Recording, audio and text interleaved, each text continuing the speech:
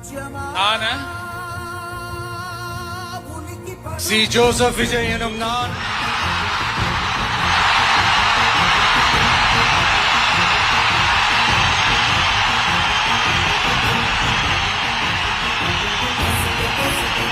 சட்டப்படி அமைக்கப்பெற்ற இந்திய அரசியல் அமைப்பின்பால் உண்மையான நம்பிக்கையும் மாறா பற்றும் கொண்டிருப்பேன் என்றும் இந்திய நாட்டின் ஒப்பில்லாத முழு முதல் ஆட்சியையும் உரிமையையும் நிலை நிறுத்துவேன் என்றும்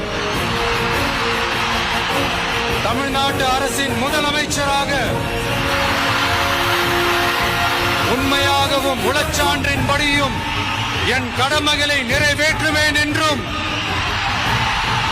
அரசியல் அமைப்பிற்கும் சட்டத்திற்கும் இணங்க அச்சமும் ஒருதலை சார்பும் இன்றி விருப்பு வெறுப்பை விலக்கி பலதரப்பட்ட மக்கள் அனைவருக்கும் நேர்மையானதை செய்வேன் என்றும் ஆண்டவன் மீது ஆணையிட்டு உறுதிமொழிகிறேன்.